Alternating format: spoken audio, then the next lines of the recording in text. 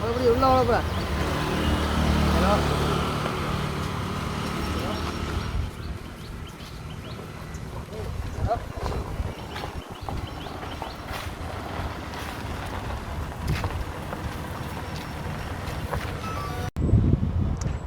இன்றைக்கு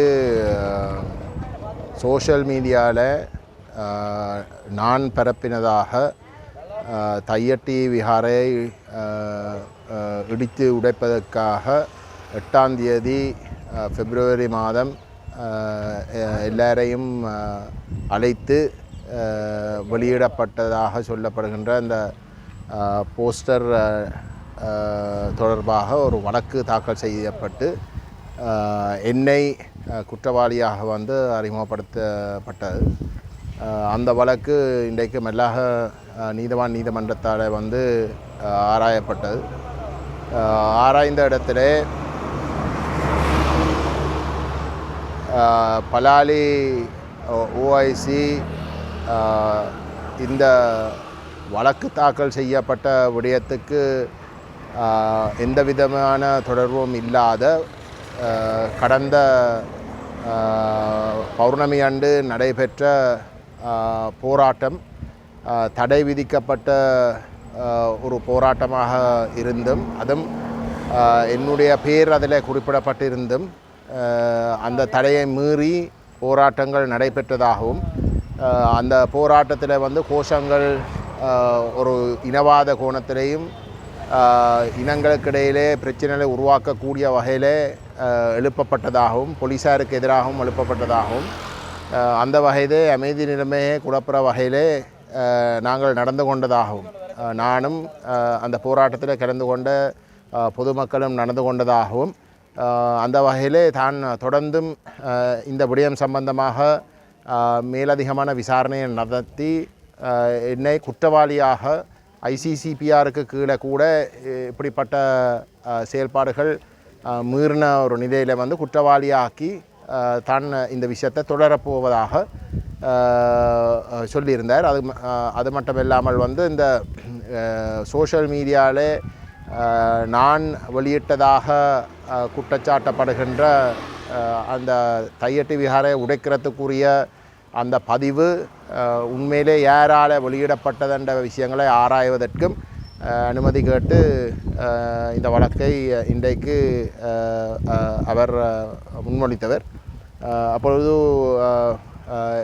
என் சார்பிலே சட்டத்தட்டி மஹிந்தன் அவர்கள் கலந்து கொண்டு அந்த வழக்கு தாக்கல் செய்யப்பட்ட சோஷியல் மீடியாவிலே நான் வெளியிட்டதாக சொல்லப்படுகின்ற அந்த விடயத்துக்கும் ஓஐசி பலாலி இந்த வழக்கு சம்பந்தமாக வந்து அந்த போராட்டத்தில் நடைபெற்ற விஷயங்கள் தொடர்பாக பதிவு செய்யப்பட்ட விஷயங்கள் தொடர்பாகவும் முறையீடு செய்த ஒன்றுக்கும் இந்த வழக்கோடு சம்பந்தப்பட்டதாக இல்லை என்றும் அந்த வகையில் இந்த வழக்கு ஒரு நபரை குற்றவாளியாக அறிமுகப்படுத்துகிறதாக இருந்தால் ஆக குறைஞ்ச ஏதோ ஒரு ஆதாரமாவது இருக்க வேணும்.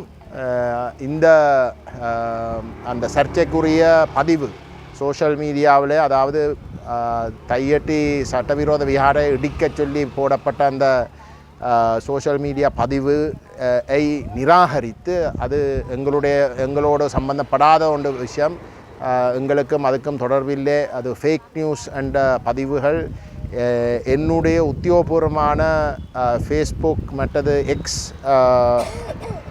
சோஷியல் மீடியா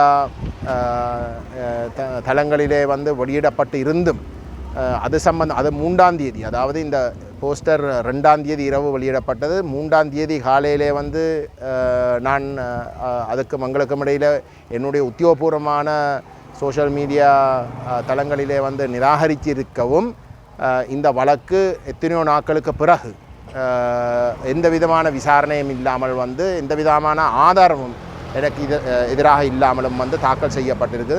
அது மட்டுமல்ல, இன்றைக்கு நீதிமன்றத்தில் வந்து போலீஸ் செய்த முறைப்பாடுகளுக்கும் இந்த வழக்குக்கும் இடையில் எந்த விதமான தொடர்பும் இல்லை. ஆகவே இந்த வழக்கு நிராகரிக்கப்பட வேணும், இது வாபஸ் பெற வேணும், அல்லது நீதிமன்றம் வந்து இதை நிராகரிக்க வேண்டும் என்று கேட்டிருந்தது. அந்த வகையில் இந்த விஷயங்களை ஆராய்வதற்கு வந்து மே மாதம் 28ஆம் தேதிக்குரிய 6ஆம் மாதம் 26ஆம் தேதி 6ஆம் தேதிக்கு வந்து தவணை சென்றிருக்கு. அத்தோடு எனக்கு பர்சனல் பேலில் வந்து 1 லட்சம் ரூபாய்க்கு பிழை வழங்கப்பட்டிருக்கிறது. நான் சட்டத்தரணி கந்தசாமி மஹிந்தன். இன்றைய தினம் கௌரவ பாராளுமன்ற உறுப்பினர் கஜேந்திரகுமார் பொன்னம்பலம் அவர்களுக்கு எதிராக சமூக வலைதளங்களின் ஊடாக பொய்யான செய்தியொன்றை பரப்பி இந்த மக்களை அணிதிரட்டி இந்த திசவிகாரையை உடைக்கின்றது தொடர்பான ஒரு விளம்பரம் மேற்கொள்ளப்பட்டமை சம்பந்தமான ஒரு வழக்கு இன்றைய தினம் கௌரவ மல்லாக நீதவான் நீதிமன்றத்திலே எடுத்துக்கொள்ளப்பட்டது. அந்த சந்தர்ப்பத்திலே குறித்த வழக்கின் வழக்குத்துடனான பலாலி போலீஸ் நிலையத்தினுடைய பொறுப்பு அதிகாரி குறித்த வழக்குடன் தொடர்பற்ற பல்வேறுபட்ட விடயங்களையும் குறிப்பிட்டு அது தொடர்பாக விசாரணைகள் மேற்கொள்ளப்பட வேண்டும் என்றும் அது தொடர்பான விடயங்களை குறிப்பிட்ட பொழுது நான் எமது கௌரவ பாராளுமன்ற உறுப்பினருடைய சட்டத்திறனியாக குறித்த விடயங்களை கௌரவ மன்றத்துக்கு சுட்டிக்காட்டி இந்த வழக்கு முகத்தூரளவத்திலேயே தள்ளுபடி செய்யப்பட வேண்டும் என மேற்கொள்ளப்பட்ட விண்ணப்பத்தினையும் பரிசீலித்த கௌரவ நீதிபதி அவர்கள் குறித்த விசாரணைகள் தொடர்ந்து மேற்கொள்ளப்படுகின்ற காரணத்தினால் கௌரவ பாராளுமன்ற உறுப்பினர்களை 1 லட்சம் ரூபாய் பெறுமதியான சொந்த பிணையில் விடுவித்ததுடன் எதிர்வரும் 6ஆம் மாதம் 26ஆம் தேதிக்கு இந்த வழக்கினை தவணை இடப்பட்டுள்ளது.